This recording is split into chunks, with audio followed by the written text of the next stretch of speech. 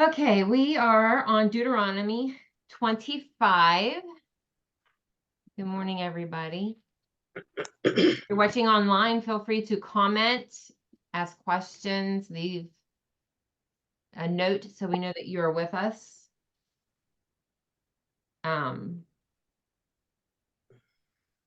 Lori's out picking strawberries today. I'm sure she's going to make us all a strawberry pie. Yay. All right, I'll text her. Yeah. So since you're not here, could you make us a pie? I have a couple breaks. I have a break after 4, and then I have a break after at 10. I don't have any breaks. Okay, I don't well, either. I think it's kind of short though. Should we just go ahead and read it straight through? Yeah. All right, Yeah. who'd like to read? Deuteronomy chapter 25. I can read if you want me to. Thank you. If a man is guilty of a crime and the penalty is a beating, the judge shall command him to lie down and be beaten in his presence with up to 40 stripes in proportion to the seriousness of the crime, but no more than 40 stripes may be given, lest the punishment seem too severe and your brother be degraded in your eyes. Don't muzzle an ox as it treads out the grain. If a man's brother dies without a son, his widow must not marry outside the family. Instead, her husband's brother must marry her and sleep with her.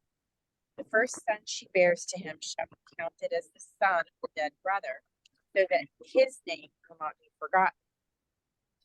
But if the dead man's brother refuses to do his duty in this matter, refusing to marry the widow, then she shall go to the city elders and say to them, my husband's brother refuses to let his brother's name continue.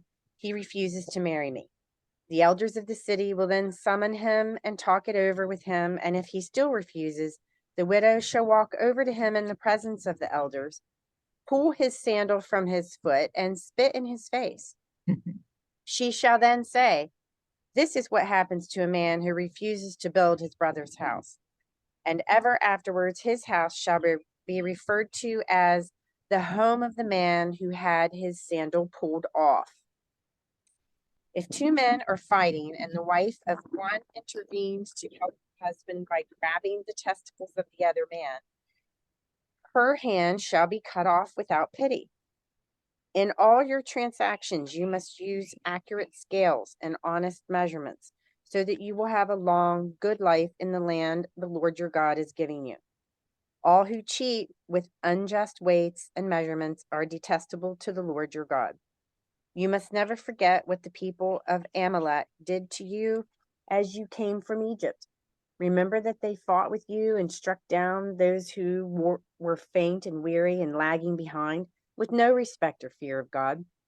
Therefore, when the Lord your God has given you rest from all your enemies in the promised land, you are utterly to destroy the name of Amalek from under heaven. Never forget this. Again, descendants of Esau. They had some really harsh laws.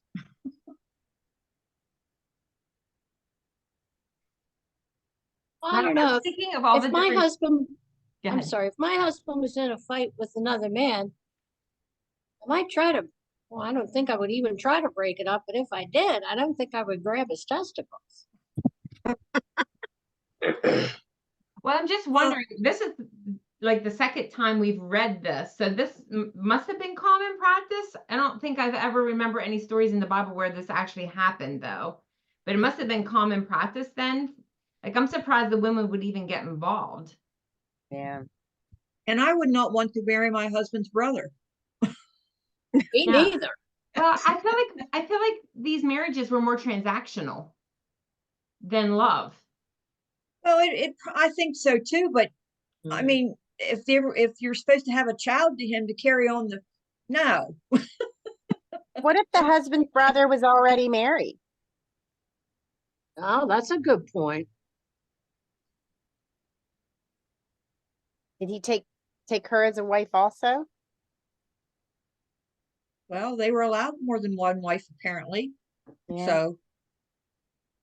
And what's this with this sandal? Taking the sandal off Yeah. and spitting in his face. Man who has his sandal pulled off. I think there is something, because when Ruth married Boaz, wasn't there something there with the Redeemer and a sandal? And I don't remember. Yes, there was. Okay. There was. Yeah, my Bible puts it a little different, Kim. It says he's known in Israel as the family of the unsandaled. Okay. That's what mine says, the family Oh. of the unsandaled. So he gets a bad reputation then for not fulfilling his duty to the family. Yeah, Mhm. apparently. Kind of makes him the black sheep, maybe. Yeah, it's not really the man, because mine does say the home of the man who had his sandal pulled off. That's what mine says. The home of the man, yeah. Well, I guess, I don't know the reason for this, but, you marry the brother, but it seems like they're trying to keep the familial line, even though it's weird. Well, what if she, okay, so if she had not had a son to her husband, then there would be no inheritance. Like she wouldn't be able to pass that inheritance down. I guess, because if you think about like how they had the Jubilee year and everything had to go back every 7 years and then 50 years, like there would not be anybody there to continue that line. Maybe that was like more important. That's why I feel like it's transactional. Like that would be more important to the family, is that like his belongings or his inheritance would stay within the family. Well, and that even still goes on today, like in India, Pakistan, wherever, probably other countries. They're arranged marriages. It's a contract that you're to fulfill. I know that from 90 Day Fiance on TV. All right, Cindy, whenever you're ready, let's see what we can glean from our commentaries. I also thought there in the beginning, like that was what they did to Jesus, 39 stripes. Well, my Bible has a footnote, Or 40 which is stripes. interesting, and it kind of sheds a new light. It said at first glance, these verses appear irrelevant today, but a closer look reveals some important principles about discipline.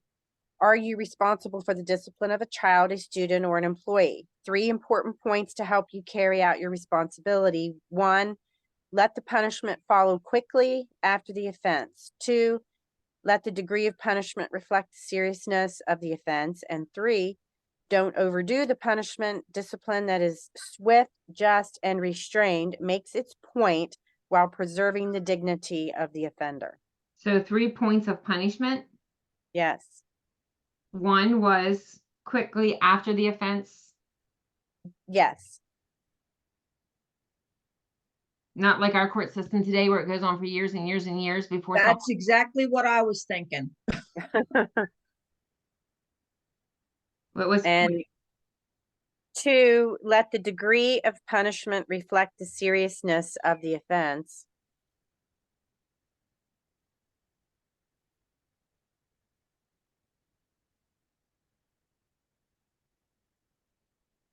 And 3 was don't overdo the punishment.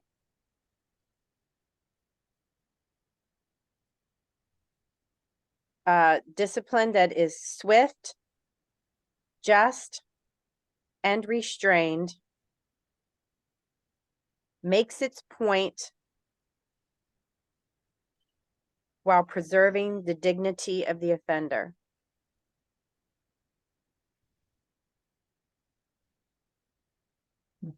Those are good points. Yeah.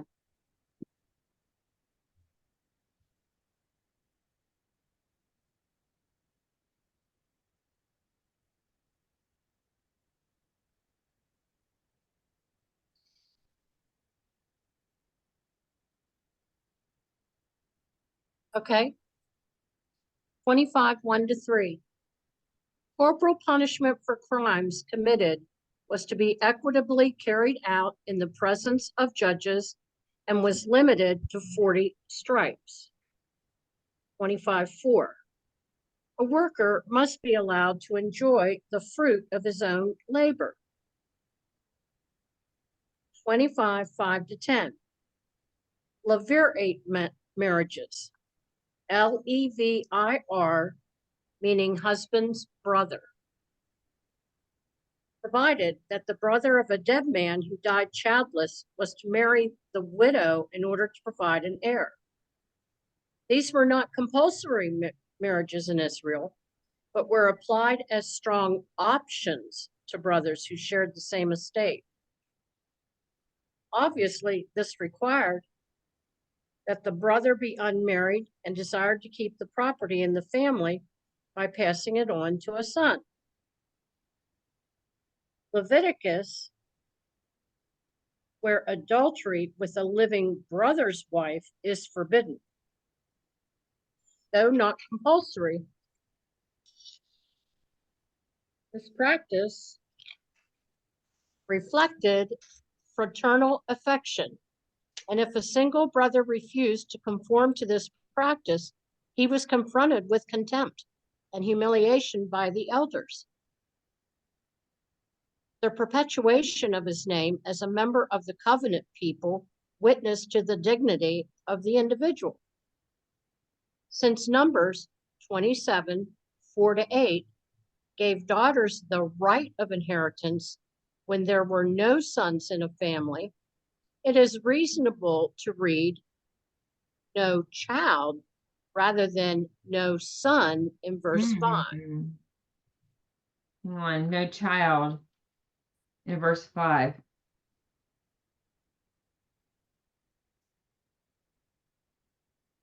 What do yours say? Mine verse says 5. son. Hmm. Well, I wonder if she had a daughter, if she were to try and have a son and then no son came about, then the daughter would receive it. I'm sure there's more to that. 25:11-12. Because it says in 6, the first son.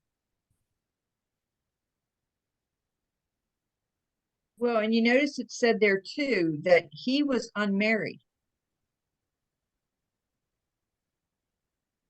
Obviously, this required that the brother be unmarried and desired to keep the property in the family by passing it on to a son. Where does it say that the unmarried? Well, this was in MacArthur, where Oh, she was reading.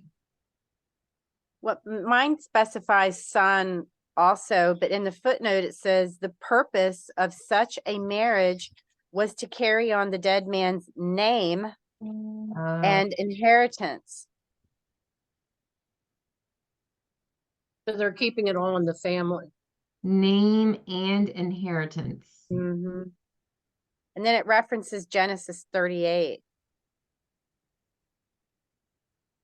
That's something to do with Tamar.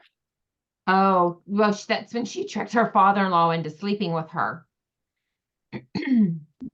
Well, and it says in the Boaz-Ruth marriage, Ruth 4:1-17.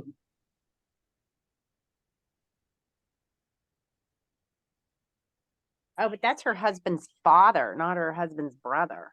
Yeah, well, the brother refused, I think, or something happened where the father, the son, maybe we should go back and read that. Like the son was really young or something, and the dad didn't honor that, and then she dressed up like a prostitute.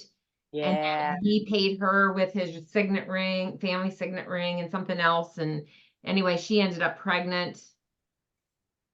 Yeah. She tricked him. Mm-hmm.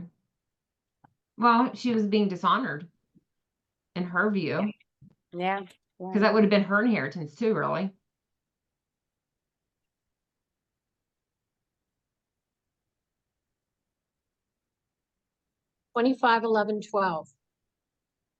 The consequence of the immodest act was the only example of punishment by mutilation in the Pentateuch. 25:13-16. The weights and measures of trade were to be kept equitably so people were not cheated. Obedience meant prosperous years in the land. 25, 17 to 19. The admonition to remember the treachery of the Amalekites was repeated to the new generation for execution of the command. There are references Exodus 17, 9 to 16, and 1 Samuel 15, 1 to 3. I'm sorry, what were those references again? Exodus 17, 9 to 16, 17, 9 to 16. Yeah. 1 Samuel 15, 1 to 3. Thank you. And that's it.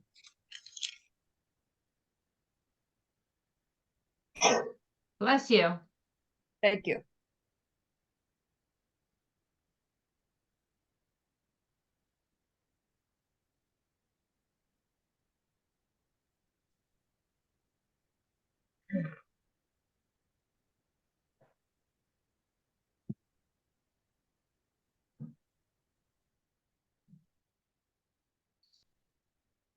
I'm going to try and make this a little less confusing today. I went through yesterday and he jumps from page to page to page I for, know. for chapter 25. So I kind of tried to make a map where I need to go. So chapter 25, verses 1 to 3. When an offender was found guilty and sentenced to be beaten, he was not to be humiliated, but punished justly. To beat him too little would be to minimize the offense, but to beat him too much would be to treat him in an inhuman manner and degrade him. The limit was 40 stripes, but the Jews later made it 39. And there's a reference to 2 Corinthians. So as not to accidentally go over the legal number. Whether it's a judge sentencing a criminal or a father chastening his child, the punishment must fit the offense and not demean the offender. As the United States Bill of Rights says, excessive bail shall not be required, nor excessive fines imposed, nor cruel and unusual punishments afflicted. Of course, when they bring that up, the Bill of Rights, and then you think about the J6 people, Yeah. and what they're putting them through, that to me is unjust. But anyway, okay. They're still following anybody, by the way. Yeah. That not at the rally. Anybody who flew into DC that day, they have agents that actually, I'm trying to remember where I heard this at, they're just following those people as they travel. They're wasting money on the stupidity of that. Yeah. I'm not gonna say anything more because we're recording. Verse 4, the generosity should also extend to one's animals. To muzzle the ox that is threshing the grain is to frustrate him and make his work unnecessarily painful. Once again, the Lord shows compassion for animals and urges us to show pity to those under our care. A righteous man regards the life of his animal, but the tender mercies of the wicked are cruel. Proverbs 12:10. Paul used this verse to teach that those who labor in the gospel should be supported by God's people. And there are references to 2 Corinthians, 1 Timothy. What was that going with? That was verse 4. It was under verse 4. Oh, okay. It's an odd thing to put in there when we talk about the animals. Yeah, because it said, what is it? Paul used this verse to teach that those who labor in the gospel should be supported by God's people. Yeah, that does seem. Because he's talking about the animals there. Yeah. Well, Unless he's saying that like the preacher is working and by not paying them, you're keeping him from being able to do the work similar to what's happening to the ox there. My footnote, because I thought that was interesting too, because it says to muzzle the ox would prevent it from eating while it was working. And then Paul used this illustration in the New Testament, referring to those in Christian work.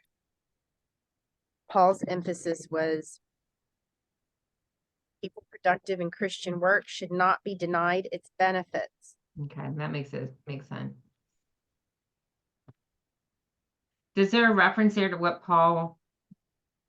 Yes.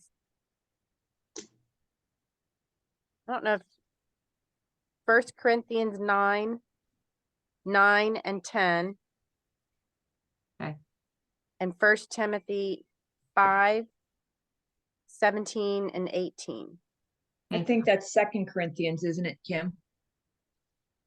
At least in mine it is. Oh no, mine says 1 Corinthians. Okay. Let's see. Oh. Both Worsby and my Bible say second, but Interesting. Let me look up first here and just see. 1 Corinthians what? 9. 9 and 10. Is the chapter and verses the same in 2 Corinthians? mine 9. says 2 Corinthians 9, 1 to 14. 9 and 10. Yep. 1 Corinthians 9 and 10 says, for it is written in the law of Moses, you shall not muzzle an ox while it treads out the grain. Is it for oxen that God is concerned? Does he not certainly speak for our sake? It is written for our sake, because the plowman should plow in the hope, and the thresher thresh in the hope of sharing in the crop. If we have sown spiritual things among you, is it too much if we reap material things from you? If others share this rightful claim on you, do we not even more? So then it must be both places.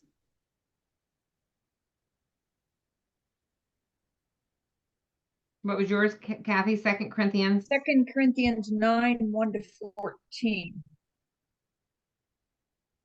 That's interesting. Okay. Okay, so what's the point of that? What does it mean? That he has compassion on the animals and you don't muzzle them and frustrate them while they're trying to eat. And also someone working in the ministry, that they should reap from that so that they can do ministry. Like if we don't contribute to ministry, then the work can't get done and it's frustrating. The same way it would be for an ox who's trying to eat and can't because he's muzzled. I think it's basically trying to bring out too that they need the financial aid, like that's what it is. The people in the ministry need the financial aid. They can't just do the job without being paid. Well, and you can't, I mean, because I don't even want to say like pastors pay. Yes, you should pay your pastor well, but even the church being able to do ministry, though, if people don't take the responsibility of giving to the church seriously, that prohibits the church from being able to do ministry. I know at the last church we were at, like I would host paint nights to raise money so we could do things in the children's ministry because they just weren't good givers. And so we had to do extra work to be able to support that. Yeah. That's why Stan's not a huge proponent for fundraisers, because he says the people in the church should give. You shouldn't have to do all this extra work and do all this extra fundraising. Just to support the church. Support the church in ministry. Yeah. Yeah. Okay, then we're going to verses 5 to 10. And I'm not sure how you pronounce this word. Levirate, whatever. The word levirate comes from the Latin and means a husband's brother-in-law. It was this law that the Sadducees used when they tried to trip up Jesus. And there's a reference to Matthew. Basically, this law required a deceased man's brother to marry the widow and have children by her, so that the name of the deceased wouldn't perish from Israel. However, there were some special conditions to observe. First, the married brother and the single brother had to live together. Second, the married couple had to be childless. And third, the single brother had to be willing to marry the widow and have children by her. So single. Yeah. The first requirement, living together, didn't demand a common house, but only that the brothers lived near each other. And there's a reference to Genesis. The wife, therefore, wasn't a stranger to her brother-in-law. As to the second requirement, if the couple were not childless, there would be no need for the second marriage. And it doesn't say sonless, it says childless. So I take it that even if they had a daughter, that was considered, it wasn't just a son was considered. In fact, it was against the law for the brother-in-law to marry his sister-in-law if they had a child. And there's a reference to Leviticus. What? Wait a minute. He wasn't supposed to marry her? Yeah, if in fact it was against the law for their brother-in-law to marry his sister-in-law if they had a child. So even if they had a daughter, I'm taking it was against the law to marry her. And it has a Leviticus 18:16 as a reference. The third requirement was the critical one. Would the brother-in-law be willing to marry his brother's widow? The unnamed relative in the book of Ruth refused to marry Ruth because it would have jeopardized his own inheritance. And it's Ruth 4:1-6. So obviously it doesn't tell us who refused to marry her there. I'm confused. It says you. Leviticus, Oh, go ahead. Leviticus 18, I'll start at 15. It says, you may not marry your daughter-in-law, your son's wife, nor your brother's wife, for she is your brother's. You may not marry both a woman and her daughter or granddaughter, for they are near relatives, and to do so is horrible wickedness. You shall not marry two sisters, for they will be rivals. However, if your wife dies, then it is all right to marry her sister. Now yours broke it down really simple. Remember the other day when we had this conversation about uncovering? Here's how mine reads. You shall not uncover the nakedness of your daughter-in-law. She is your son's wife. You shall not uncover her nakedness. You shall not uncover the nakedness of your brother's wife. It is your brother's nakedness. You shall not uncover the nakedness of a woman and of her daughter, and you shall not take her son's daughter or her daughter's daughter to uncover her nakedness. They are relatives. It is depravity. And you shall not take a woman as a rival wife to her sister, uncovering her nakedness while her sister is still alive. So uncovering nakedness is definitely a sexual act. Where were you reading that from, Chrissy? Leviticus? Leviticus 18, what Kim just read, 15 on to 18. Okay. Because it goes on to say 19, you shall not approach a woman to uncover her nakedness while she is in her menstrual uncleanliness.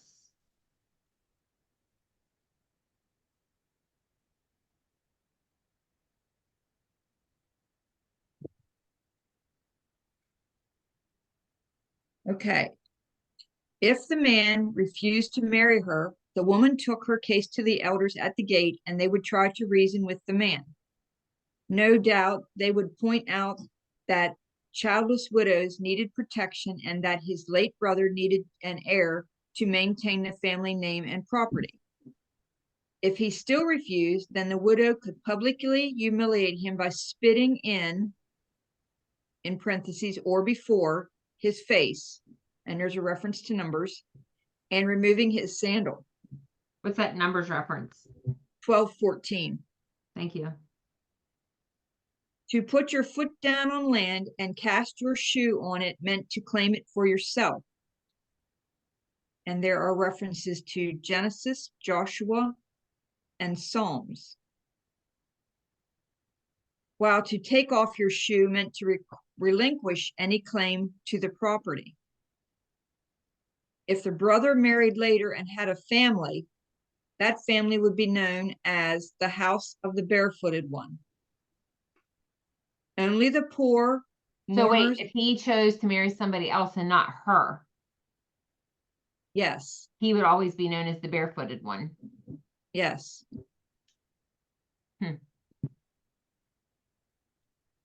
Only the poor, mourners, and prisoners of war went barefoot.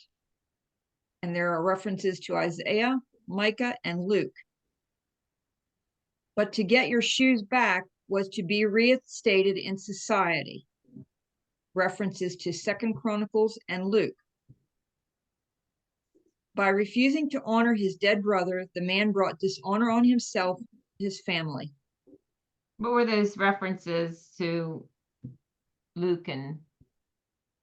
Well, the first ones, where it says only the poor, mourners, and prisoners of war went barefoot. That was Isaiah 22-4. Micah 1:8. And Luke 15:22.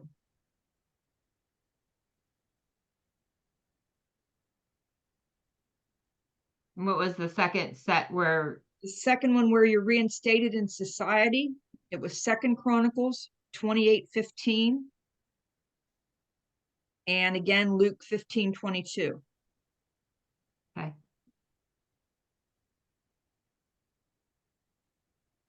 Let's see. Now I got to find the next page.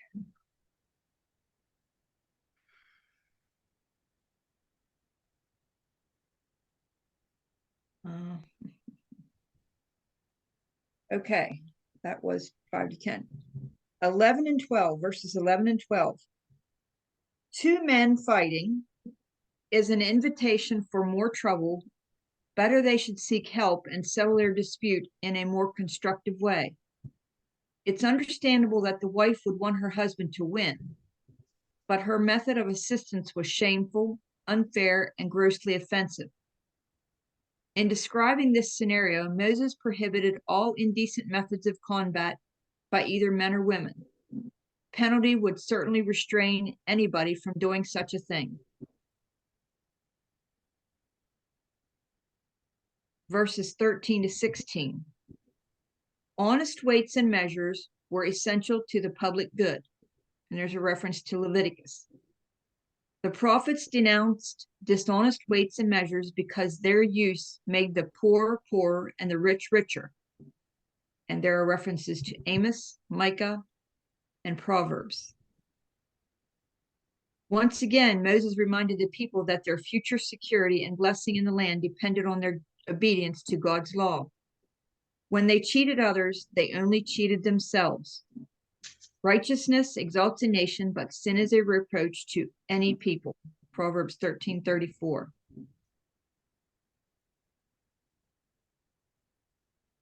And then finally, we go to verses 17 to 19. The Amalekites were rejected by the Lord, and Israel was not to forget their evil deeds. They attacked Israel after the nation had come out of Egypt, reference to Exodus, starting with the weary and feeble Jews bringing up the rear of the march. Joshua defeated them, and God declared perpetual war on them.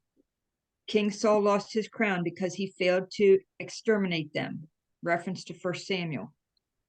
And he was slain on the battlefield by an Amalekite, reference to 2 Samuel. It wasn't until the time of Hezekiah that the Amalekites finally disappeared from the scene, reference to 1 Chronicles.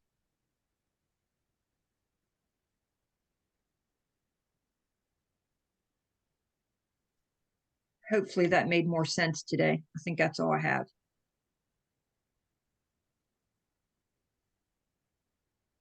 Um, I'm just kind of doing a quick.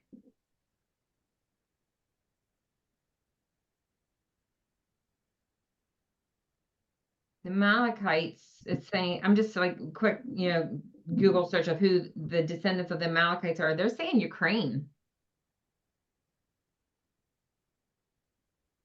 Now, whether it's correct or not, I don't know.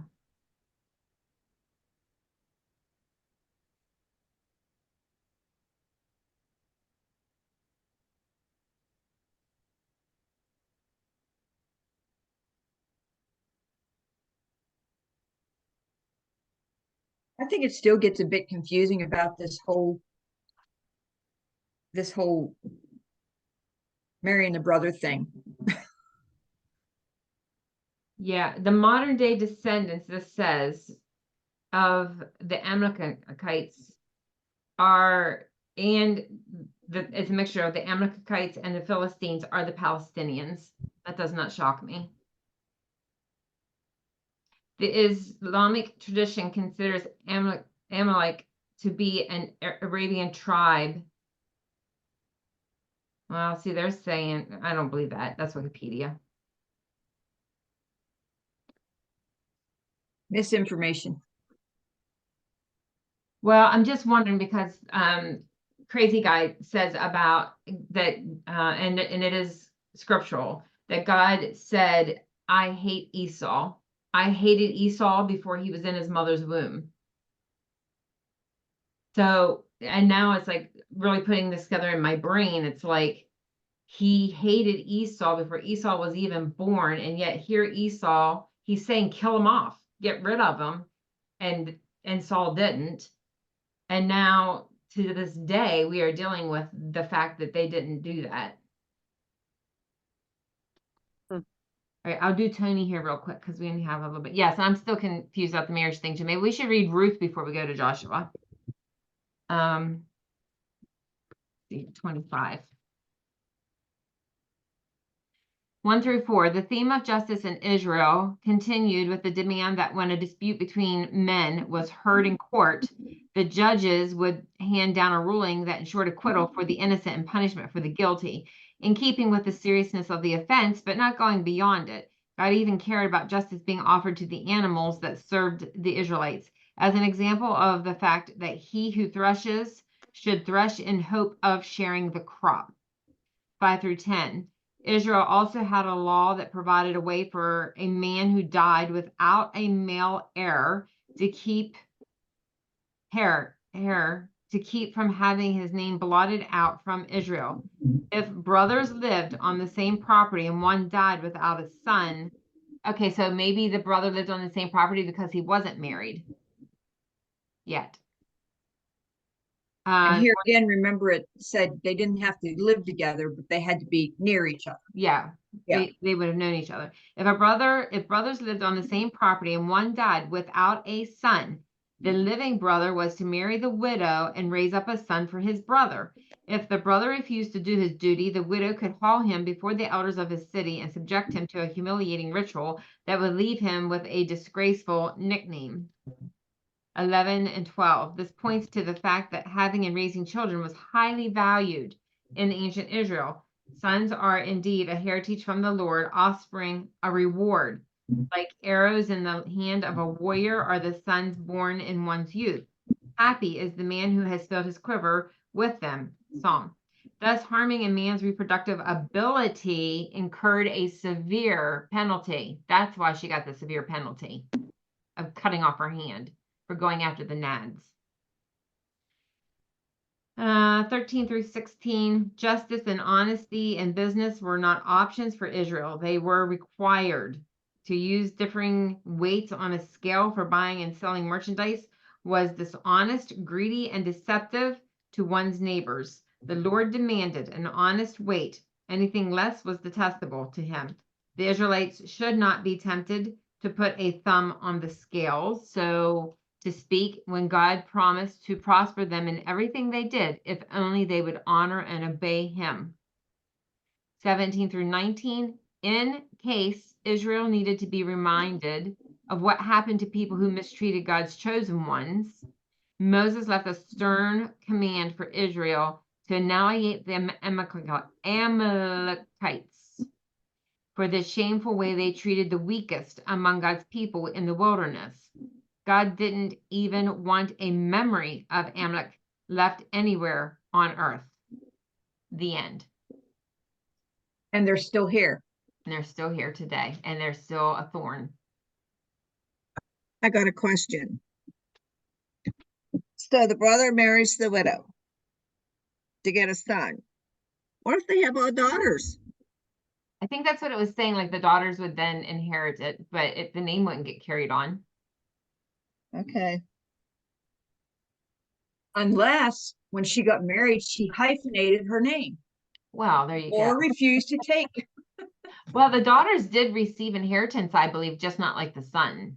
Yeah. Like it was the first son that carried on the name. It was the first son that got the double portion.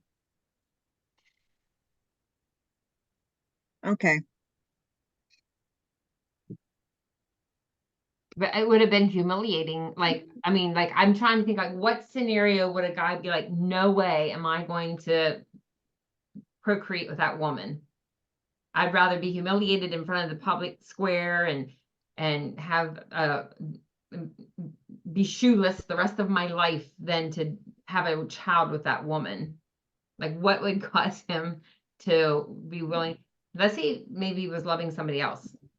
Well, in that Leviticus reference, I think it was Leviticus, Tamar, the brother did not want to marry Tamar because he didn't want to raise a son to be his brother's son. Like it would only be because it's different, even though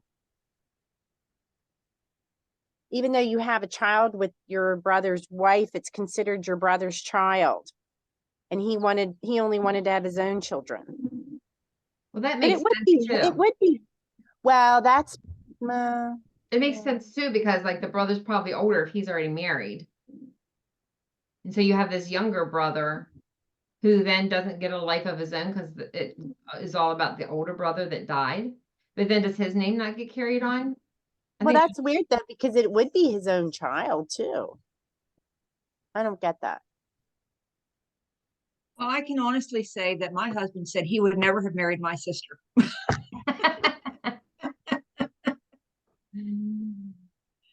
So, like I said, they had some things going on back then that I'm sure we would not stand for today. Yeah. Well, and if it was against the law, how was this like an exception? Well, it was I mean, for them, tracking the family line was extremely important. Everything stayed in the family line until 70 AD. Then all the records were destroyed. So there's no longer any way you can say for sure this is the family line of somebody Jewish because those records were destroyed. But thanks to Rome. All right, if there's no other thoughts, this concludes the reading of God's word for today. And Lori has missed out on all that goodness. We'll pick back up tomorrow in chapter 26. Cool.